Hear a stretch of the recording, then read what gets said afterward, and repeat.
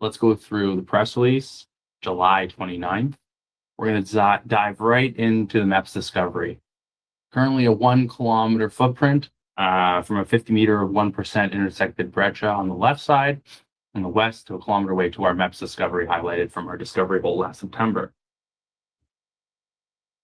Looking at this corridor right here, you're seeing a lot of gaps that are being infilled. What we were trying to do at the beginning, we can look at in section a little bit easier.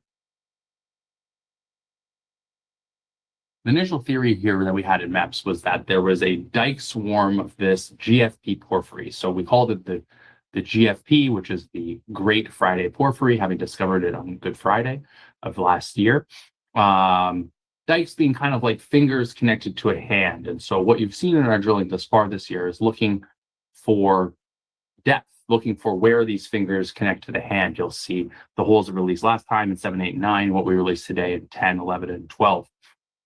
What we found to date is much more of a flat-lying sill-like structure where the mineralization carries very much in a lateral extent versus something that connects at depth, but that's what we're trying to test in these first holes.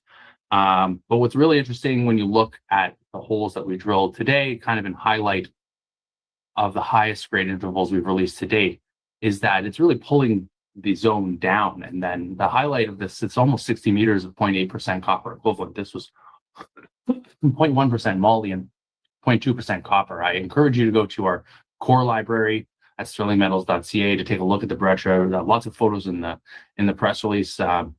Really interesting stuff. We drilled this hole vertically straight really through the discovery zone. So all those fun bornite rocks that you see in the middle of the 9 meters of almost 5% copper equivalent, that's where it's supposed to be, right in the midst of it all, 25 meters from MEPS 2, 10, 15 meters from the other thing. So drilled right through it, looking to see what was below this highest grade area. And the story that's really coming out is that this moly breccia zone is below. And so 11 and 12 were actually drilled to look for the continuation of this breccia to the north underneath the historic Jogren porphyry, which carried a historic resource of 0.15 copper and 0.05 moly. And there's about 20 million tons from surface. Excuse me. What we found to date is that if you zoom in on the actual holes, you've got your copper zone near the top of 10, less permeable rocks in 11 and 12, but still continuous copper that you're seeing throughout. But then again, there's this really interesting moly breccia that's developing at depth. And the moly story is something that we're starting to put together and starting to see how the continuity plays. When you look at the holes, just moly in terms of purple is over 300 ppm. Moly is about $30 a pound, used to harden steel, another one of 31 critical metals on Canada's list. Something that's just, it just looks like this is something that's really developing in the drill holes. And when you look at the story in larger context, you start to see these two very distinct moly zones taking place. One now at surface, which we already knew about, connecting to that Jogren porphyry to the north, and then this new zone at depth that's within this breccia. It's more highlighting both from the economic perspective, it's a really good thing, but also for the fact that breccia's very permeable rock, seeing the strength of the system. Moly's very characteristic in large porphyry systems. They go along with copper, bring economics way up, and something that we're really just connecting the dots on right now. So the holes that we released today, hole 10 really brings that extent down, really interesting for economics, down to about 410 meters, consistent with breccia below, and then this an extra 90 meters or so of intermittent copper mineralization that looks pretty good.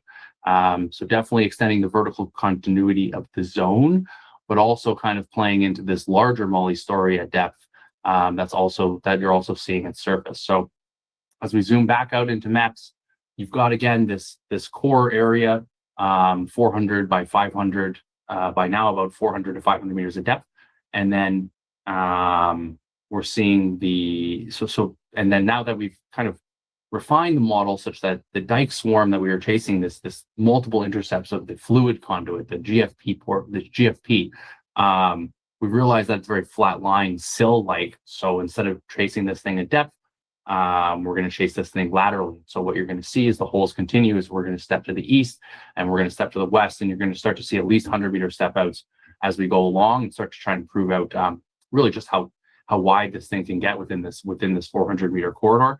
Interestingly of note, even when you look at holes that we drilled last year that were just a little bit outside the corridor, something like this right here, you had about 60, 70 meters of GFP. The bottom 110 meters assayed 0.1% copper, and that's just really outside of the corridor. So this is very much going to be a lateral extent story as we push this forward, looking for consistent news flow as we go ahead. Just zooming out a little bit again, this is a fun new slide that we put together. This is copper showings in grab samples across the property. This is an incredibly low cutoff of 0.01% copper, 0.01, the little tiny dots, 0.01 to 0.1.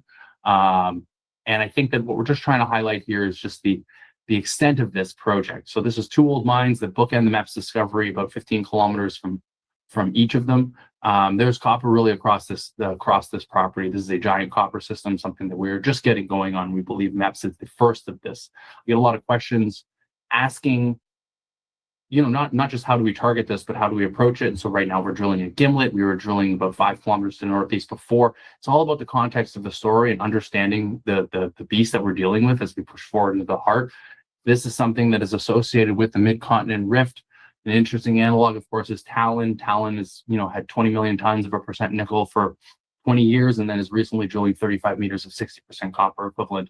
There is something very interesting here in this system. 16 billion pounds plus of copper has been produced from the Mid-Continent Rift. And so we don't want to just pigeonhole ourselves into one project, though we want to push this forward into resource delineation. We're really trying to push together a real flywheel of efficiency, taking advantage of where we are in the world. The infrastructure here is first class. We're 3 hours from Sudbury, an hour north of Sault Ste. Marie, 20 minutes off the Trans-Canada Highway, and 20 kilometers from a rail line. So being able to drill all year round, cost efficiently, in the heart of mining land in Northern Ontario is something that we want to be able to push forward on and,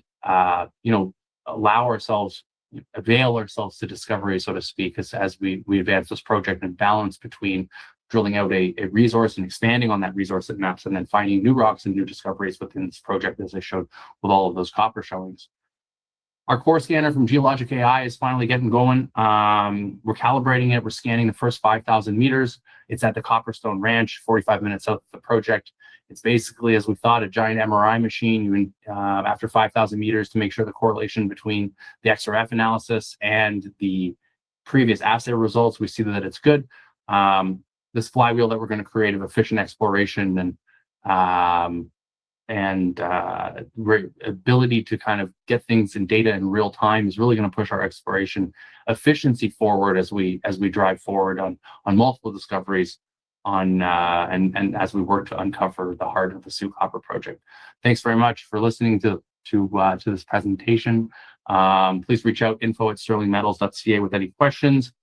Follow us at Sterling Metals on X and on LinkedIn as well. www.sterlingmetals.ca. Thanks so much. Until next time.